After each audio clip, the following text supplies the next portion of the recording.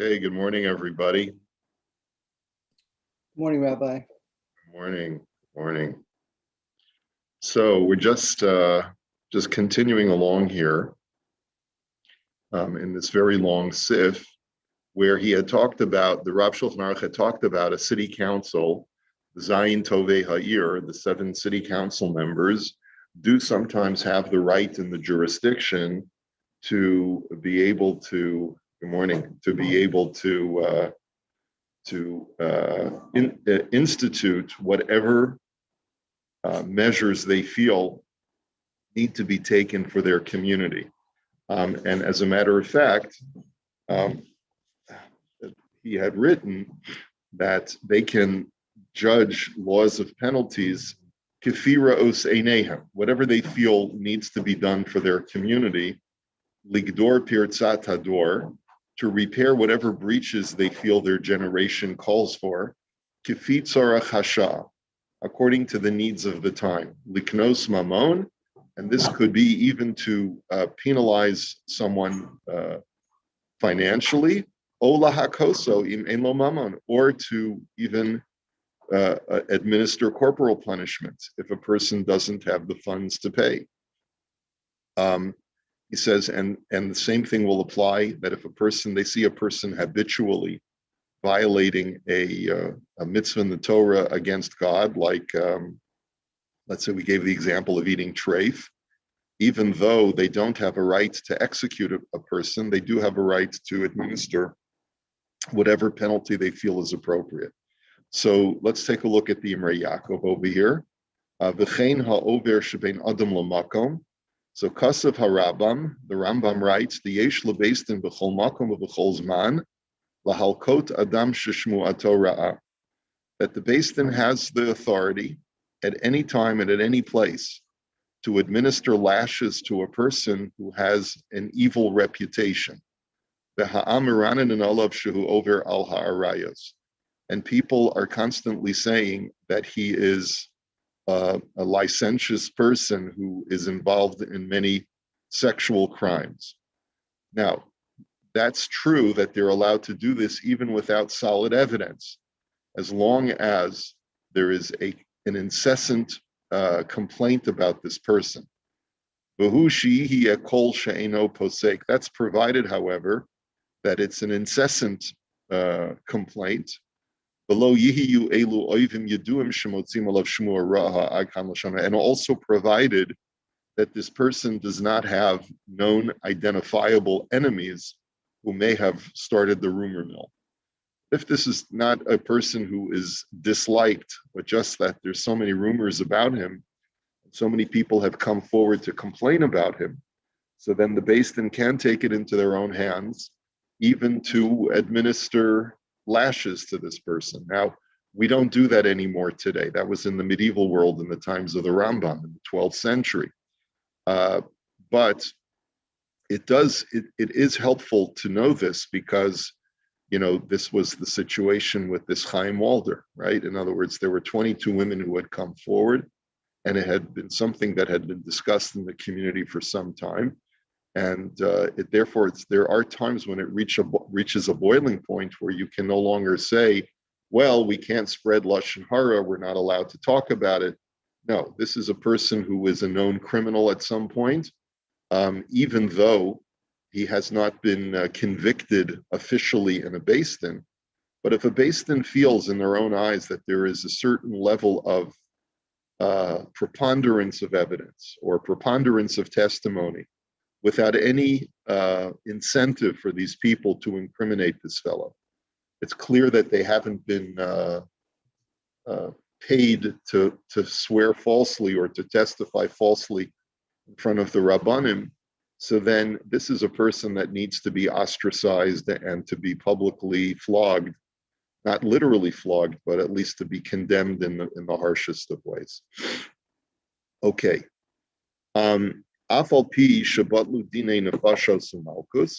Even though today we no longer administer the death penalty and lashes,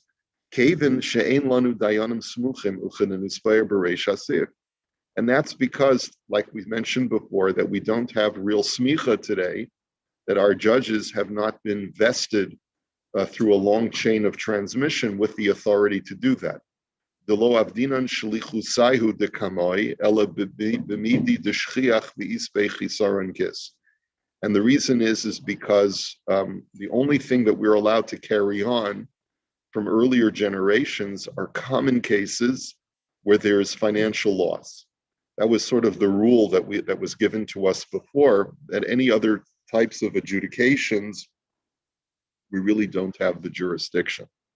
B'dinei nefashos kvar batlu arboim shana kodem hachurban, and he says, and we know that the great Sanhedrin stopped meting out the death penalty 40 years before the Second Temple was destroyed. Kedeisa b'Sanhedrin mem aleph amid aleph, as the Gemara in Sanhedrin states explicitly. V'lo mibaya de'indanim hadalad misos atzman kol echad k'fi ma shetzivsa haTorah. So therefore, it goes without saying that there's no beis din that is vested with the authority to mete out the death penalty nowadays.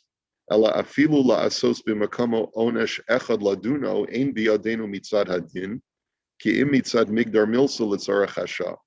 So therefore, there is no beis din that is vested with the halachic authority to administer any kind of punishment in lieu of the death penalty either, unless he says that there is something that they feel that needs to be repaired in the generation. They can create their own form of penalty, which they feel will rehabilitate the community. In other words, if there's a particular sin that they've noticed is a real serious problem, the beis din of the time can institute a policy that they want this to stop. And if a person doesn't stop it, these are the penalties that they will face, even though these penalties are not listed anywhere in the halacha, right? So, like, if you were to ask me, what are some of the social ills of the Jewish community today, right? Well, I'm sure we could probably list a whole bunch of them, right? People are indulgent too much in excessive pleasantries, and maybe who knows? That you could probably list. I don't even know. You could probably figure out a list of maybe lashon hara is a problem, maybe this is a problem, maybe that is I don't know. But the point is that if in an older community where everyone was, let's say, shomer kashrus, and all of a sudden this a group of balabatim in a little shtetl where everyone is kosher observant start bringing in meat from Warsaw that's questionable kashrus, and they want to be able to create a policy so they could say that anyone found bringing in or selling this meat in our community will be flogged. We're going to give them lashes in the community square. So that was something that was considered to be in the times of the Rab Shulchan Aruch a legitimate practice to do that. So again, we don't do that anymore. Rabbi, I just wanted to ask you something that I've always sort of it's bothered me a little bit is that there's not many mitzvahs in the Torah where it talks necessarily about kares.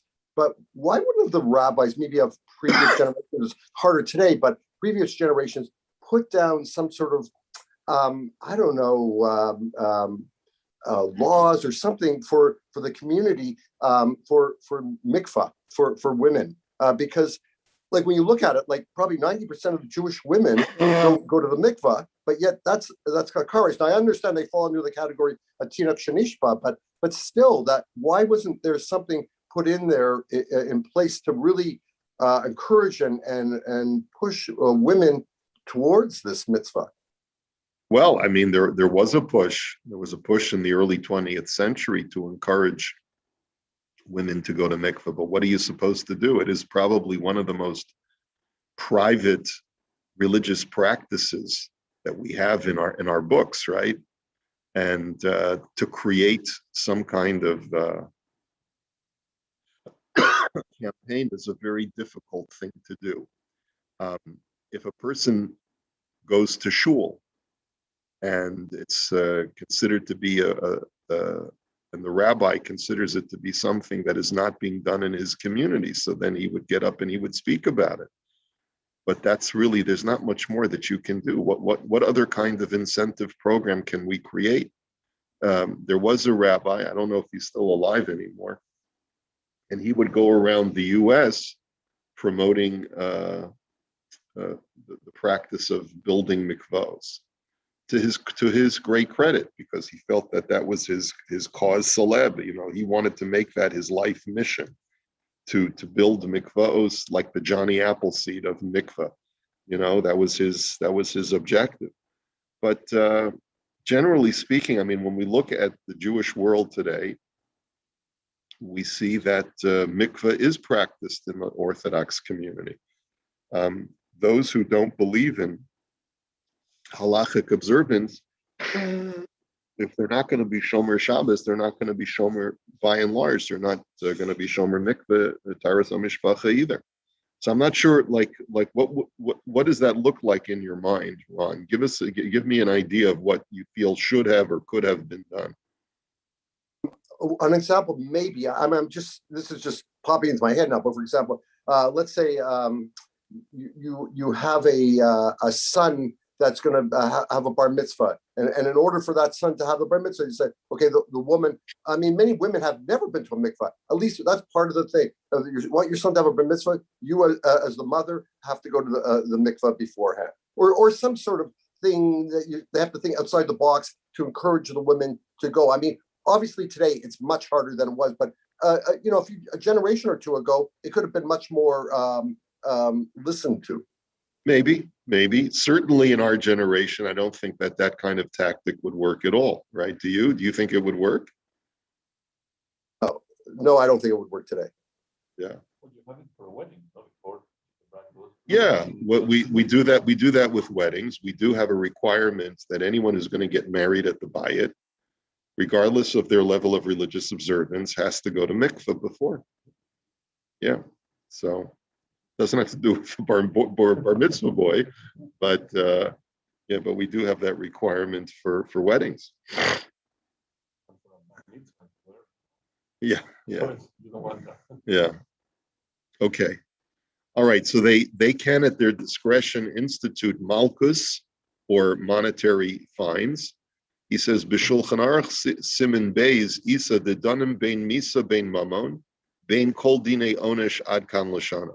So the Shulchan Aruch says basically death, money, or any other kind of penalty can be imposed by a Beis Din at their discretion. B'hakavana da'afilu imenu chayev misa, ba'afilu ein bedavar edus gemura ela sheish raglayim ledavar v'kala de lo pasik. And what that means is that the Shulchan Aruch basically says, even though there are very strict laws about how to administer penalties and what kind of evidence needs to be gathered, but if a Beis Din recognizes that this is something that that the rumors are spreading and the reports are coming in incessantly, Vafilu below hasra, and that this person has done terrible things but never received a proper hasra, which is the warning you have to give someone before being able to administer a penalty. The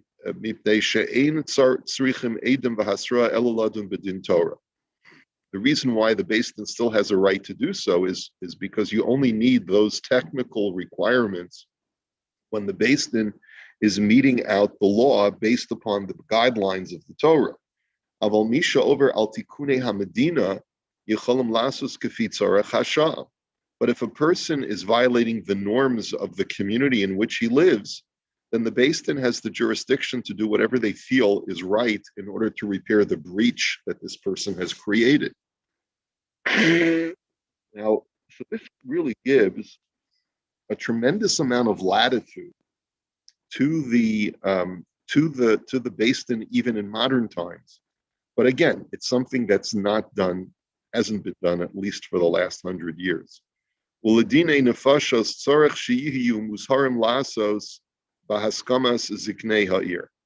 when it comes to let's say, even executing someone, they have to be very careful to only do things with the consent of the elders of the city. Kidei shiyasu achar hatzorech hagadol uvimasan, so that it is done with great deliberation and great caution and with due diligence. Ulam harav hishmit kan b'dvaret es onesh hamisa, umashma desvirle de'en lino klal bizman. So the Rav Shulchan Aruch, if you notice, even though the Shulchan Aruch allows even for the death penalty, the Rav Shulchan Aruch takes the death penalty out completely, implying that the death penalty is never practiced today. Gam hatumim reish simin beis kosav diyesh liyisyashiv v'din zahar beladun dimin nefashos v'lishpoch dam Yisrael ayin sham masher kosav. But he says Rabbi Yonasan Eibeshitz also in the 18th century also was able to even argue that sometimes the Beis Din would have the jurisdiction, or the Zayin Tovei Ha'ir would have the jurisdiction even to execute someone in their community who was not behaving properly. But again, this is very controversial because, and that's the reason why the Rav Shulchan Aruch left it out. And then he writes that the city council members are kigaonim unasiyim. They are like the masters and the princes of the time. And he says, V'chol mishan isman al atzibor hu ka'avir ba'avirim. Anyone who is appointed over the community is like this, the strongest of the strong. V'yiftach b'doro kishmul b'doro v'chol masha asa asa.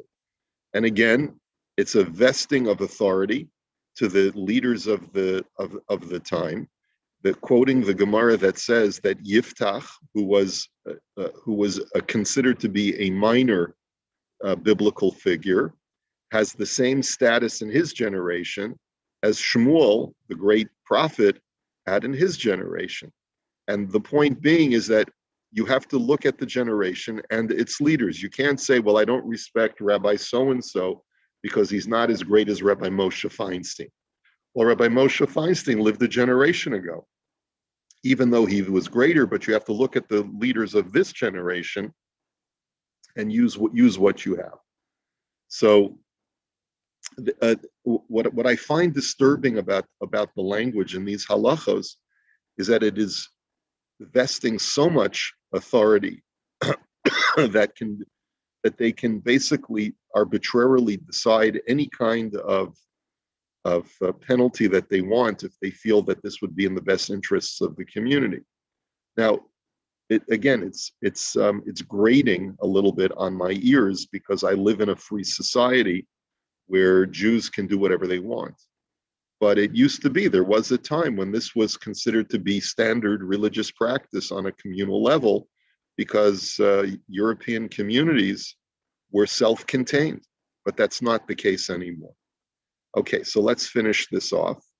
Sheyesh lahem reshus lahafkir mamon, that it is within the jurisdiction of the Zayin Tovei Ha'ir, or the Beis Din of the community, to declare someone's property to be hefker, and that's what gives them the right to confiscate money from that person if they feel that he needs to pay a penalty.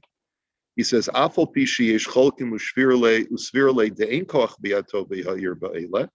are those who disagree, and they feel that the city council members do not have that jurisdiction to confiscate money. The only thing they have a right to do is to coerce the community to maintain religious standards that were already in place. Or if the entire community votes with consensus that this is the requirement. But that's what they're allowed to uphold. But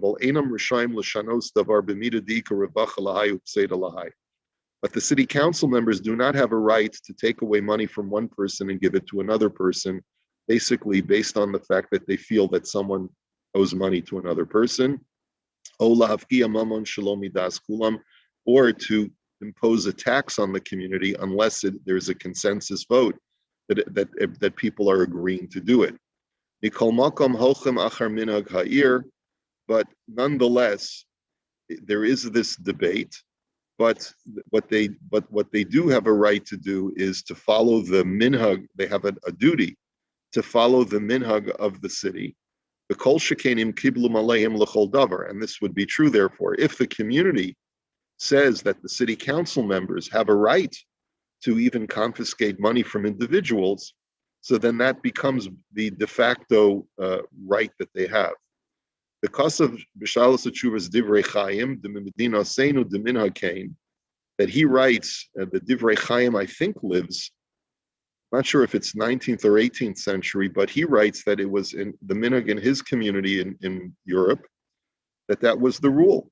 The Kain Kasav Lo Chamiv Hagon Habaruch Tam, Shekain HaMinhag Diacholim Harov Lachuf HaYechidim Afilu B'midi Dik Revach Alai Upseid Alai. That as long as the majority of the community goes along with this policy, that everyone has to pay a certain amount of money, or that if you are guilty of a certain crime, you have to forfeit a certain amount of money, then that becomes the de facto rule of that community. The kasva poskim de'ein reshain b'nei ha'ir l'kayim shum davar heicha sheyesh dayan mumcha o adam chashuv ba'ir. And the last thing that the poskim write is that if there is a Rav in the city who can paskin on these shilas, then the Zayin Tovei Ha'ir cannot take the law into their own hands without first consulting with the posek, because the posek will be able to guide them according to halacha and not just according to whatever the community deems to be appropriate. Because sometimes you could have an entire community that imposes fines and taxes that are onerous upon certain members of the community. So again, what we're seeing here is a very unsolid sort of. There's a certain vagary built into this halacha, that it all depends on what the community deems to be appropriate at that time and at that place. If they choose to vest the city council members with the authority to impose certain penalties, then the city council has that right. And again, the gray area will be, how much power does a city council have? And it seems to be from the language of the Imrei Yaakov that it really all depends upon the community. Some communities will vest more power into the hands of their council members. Some will vest less power, and you have to go along with wherever you live, whatever the communal standards are. What are our communal standards? There really are none. There's no requirement for anyone in Thornhill to be Shomer Shabbos. There's no requirement for anyone in Thornhill to be Shomer Kashrus. Everything is done on a voluntary basis, and that's the way it's been for ever since Jews immigrated to the Western Hemisphere, and probably even earlier than that. Already in Europe, there was the standards had already, for the entire 20th century and probably for a good part of the 19th century, the community standards were no longer controlled by council members, except in the very small villages, I would imagine. Okay, so now let's go a little bit backwards, and we're going to take a look at some of the likutim, some of the case histories, because again, this was a very large seif, so there's a lot of text to go through over here. Okay. So now, all right, so we start over here in the Likutim. We talked about smicha at the very beginning of our discussion. And I think one of you asked, what about this? There's a Sanhedrin in Israel today that was under the jurisdiction of Rabbi Steinsaltz. Does anyone know what I'm referring to? Rabbi Steinsaltz was involved with a Sanhedrin of rabbis that he felt could have smicha even bisman hazeh, even today. There was an effort. I think it's pretty much dead right now, but the effort was to restore the Sanhedrin in modern times, and it was basically to restore smicha and to put things back to the old days. And the question is, on what basis could they do that? So this piece in the Likutim is going to deal with that issue. Under what conditions could smicha be restored, real smicha, right? So that we could constitute a Sanhedrin to create national policy for the Jewish people. So Kosav HaRambam, Perak Dalit, the Sanhedrin Halacha Yud Aleph, Niran Li Hadvarim, Shin Hiskimu Kol HaChachamim Shebe'eretz Yisrael Lamanot Dayanim V'Lismoch Otam, Harei Elu Smuchim.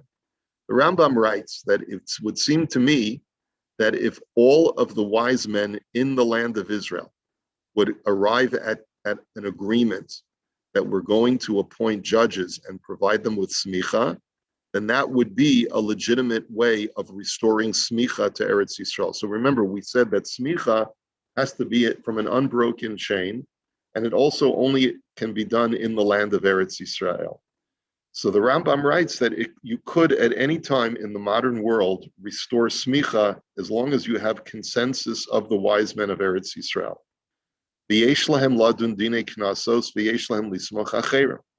And they would have a right to impose penalties, which is what you need, you need to have smicha in order to impose penalties. And they would have a right to, what's the word I'm looking for? To ordain other people with actual legitimate smicha that they could sit on a Sanhedrin. So apparently, according to the Rambam, you don't need an unbroken chain. All you need is a consensus of rabbis in Eretz Yisrael. Im kain, lama hayu hachachamim mitztarim al hasmicha, kedei shelo yivatlu dinei knasos mi Yisrael. So if that's the case, then why were the chachamim so upset when smicha was lost? Because they didn't want the laws of knas, of penalty fines, to be lost. Why couldn't they just reconstitute smicha at any given time in Jewish history? So he answers, Lefisha Yisrael mefuzarin v'i afshar sheyaskimu kulan v'chulei.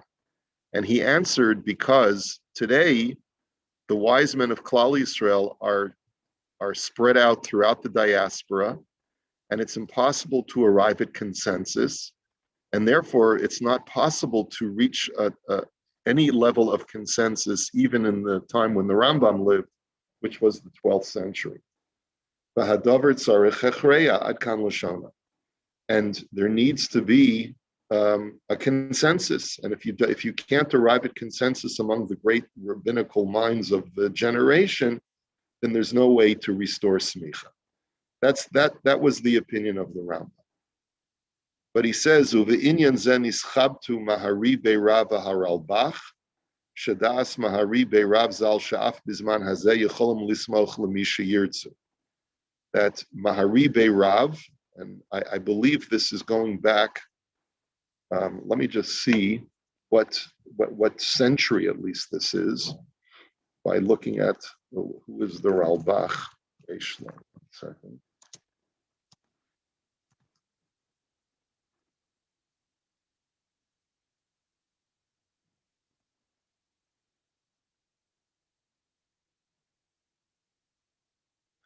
He lived in the mostly in the 16th century, is the Ralbach, and that was in the 16th century in Eretz Yisrael. Okay, so let me just this. Okay, Shadas Mahari Be'Rav Sha'af Bizman Hazeh Yecholem Lismoch Lamisha Yirtzu Ba'af Im Hiskimu Rak Harov Chayavim Hamiyutim Lahaskim Lahem. He says in the 16th century this issue was revived, that a rabbi by the name of Mahari Be'Rav felt that you could restore smicha as long as the majority of the rabbis agree, then you could restore smicha. The Alpizeh Samchulu Mahari Be'Rav Zal Kol Chachmei Tzfat, and it was on that basis that the Mahari Be'Rav received smicha together with all of the wise men of Tzfat. And he gave smicha to another 4 sages, another 4 rabbis. And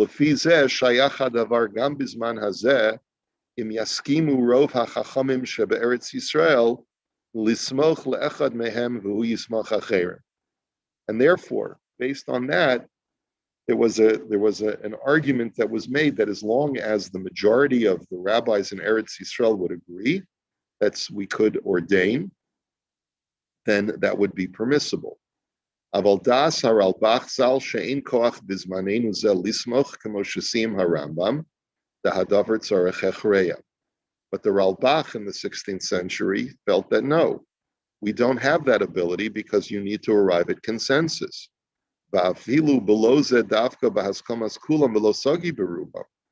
says you need to have everyone agreeing. You can't just use the majority vote. You need to have everyone agreeing. And if it seems from the Ralbach that even if one of the rabbinic leaders of the generation objects, then you don't have consensus. And it